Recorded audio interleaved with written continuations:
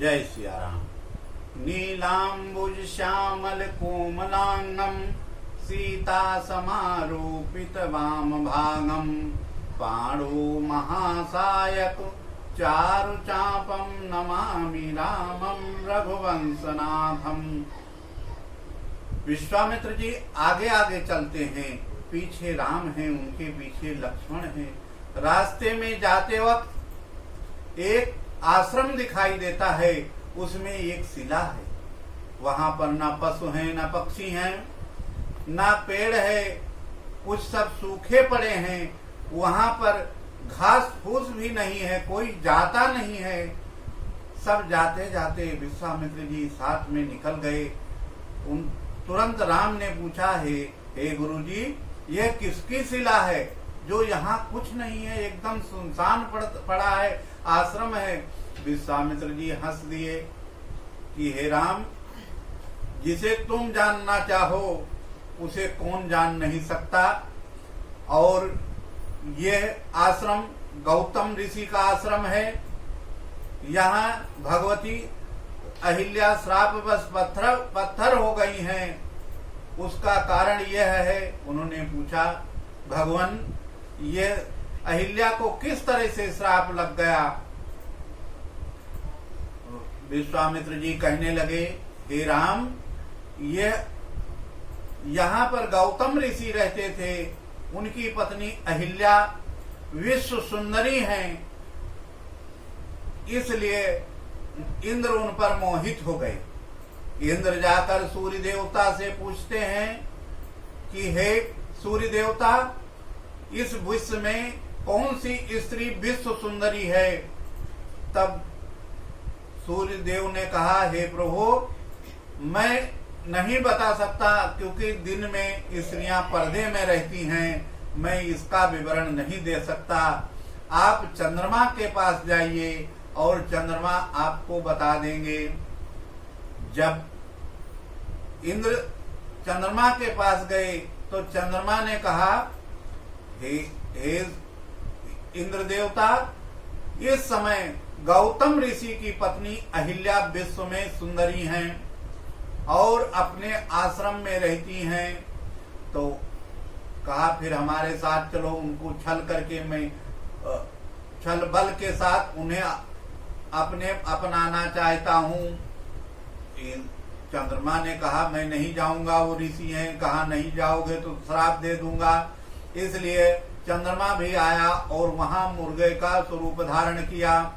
मुर्गे का स्वरूप धारण करके रात्रि में 3 बजे ही बोलना आरंभ किया। गौतम ऋषि का नित्य नैमित्तिक नियम था कि गंगा स्नान करना, और वो सुबह समझ कर कि 4 से ऊपर हो गया और कमंडलू लिया और गंगा स्नान के लिए निकल गए।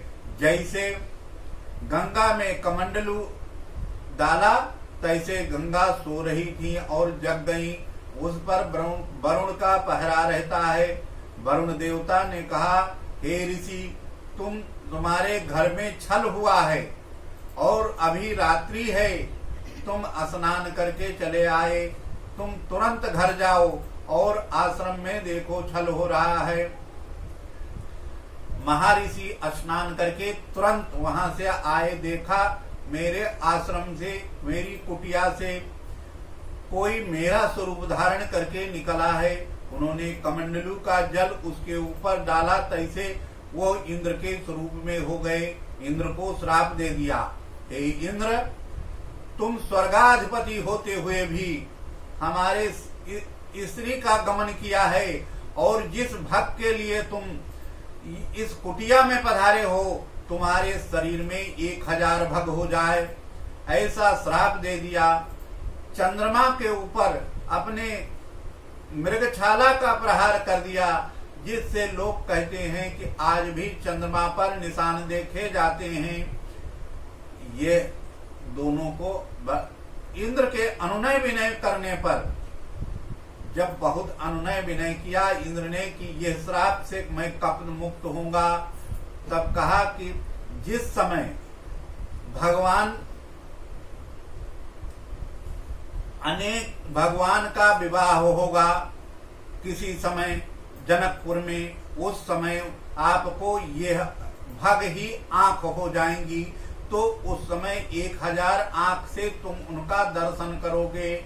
ये श्राप मुक्ति का उपाय बता दिया।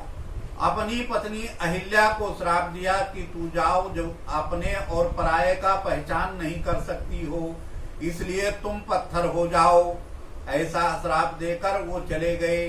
उनके जाने वो ऋषि लोग को चले गए, क्योंकि वो सप्त ऋषियों में एक हैं, और वो सप्त ऋषि लोग को चले गए।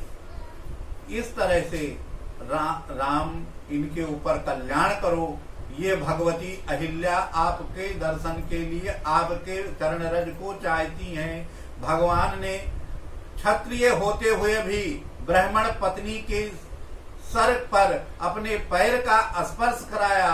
उनके चरण रज के स्पर्श से अहिल्या तुरंत प्रकट हो गईं और भगवान की बहुत स्तुति करके अपने पति लोक को चली गईं। आगे फिर आश्रम से विश्वामित्र जी आगे को चलने लगे। आगे विश्वामित्र जी हैं, पीछे राम हैं, लक्ष्मण हैं, साथ में जाते हुए मिथिला पहुंच गए। मिथिला में पहुंचने से उनके नगर में पहुंचकर कहा यहीं स्थान कहीं रखो, क्योंकि संत लोग कहीं बाहर ही रहते हैं। आसन जमाया, आम की बगिया देखकर वहां पर आसन जमा लिया। यहाँ पर राजा जनक को यह समझ में आया, सुना कि महर्षि विश्वामित्र जी पधारे हैं।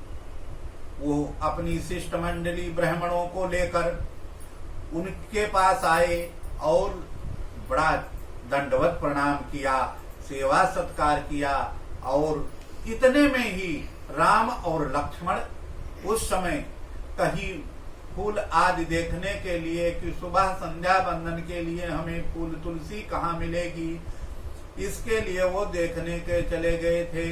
उतने में वो तुरंत आ गए। आते ही उनका वैभव देखकर, उनका ऐश्वर्य देखकर सब उठ के खड़े हो गए। और उठ के खड़े होते ही विश्वामित्र के पास राम और लक्ष्मण आते हैं। दाहिने तरफ राम और बाएं तरफ लक्ष्मण को बिठा लिया। इतना देखते ही विदेहराज जनक पूछ बैठे कि हे महर्षि विश्वामित्र, ये कौन है ऋषि कुमार? ये कोई ऋषि कुमार हैं या कोई राजकुमार हैं या साक्षात विष्णु स्वरूप रख के आया है या शंकर जी हैं या कौन है? सगुण साकार होकर ये कौन स्वरूप धारण किया? ऐसा मैंने किसी को देखा नहीं। ब्रह्मा को 4 मुख है, विष्णु को 4 भुजा है, शंकर जी 55 है, ये तो 2 हाथ वाले, 1 मुख वाले, धनुष धारण करते हैं, वलकल वस्त्र धारण करते हुए मेरा निर्गुण स्वरूप का मैं ज्ञानी हूँ, निर्गुण ब्रह्म को जानता हूँ। निर्गुण ब्रह्म जानने वाला सगुण ब्रह्म के पीछे पागल हो गया। हमको लगता है साक्षात ब्रह्म स्वरूप रख के आया है, इसलिए मेरा मन विदेह से भी विदेह हो गया। अब यह कौन है?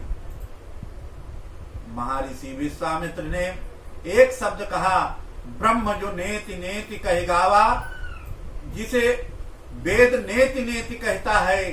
राम लक्ष्मण को बताते हैं कि जिसे वेद नेति नेति कहते हैं वही ब्रह्म है। ऐसा जैसे विश्वामित्र ने कहा, भगवान ने मुस्कुरा दिया कि सारा पोल विश्वामित्र जी खोल देंगे। उनके तरफ देखकर जैसे मुस्कुराया, ब्रह्म विश्वामित्र जी ने कहा, ये राजा दशरथ जी के पुत्र हैं, दोनों राम और लक्ष्मण। इस तरह जैसे कहा और हंस दिए विश्वामित्र जी। इस पर जनक जी ने उनको निमंत्रण दिया, हे महर्षि विश्वामित्र, आप चलिए मेरे राजमहल सिया जी के भवन में, जिसका नाम सुंदर सदन है, उसमें निवास करिए, क्योंकि सीता जी साक्षात भक्ति हैं।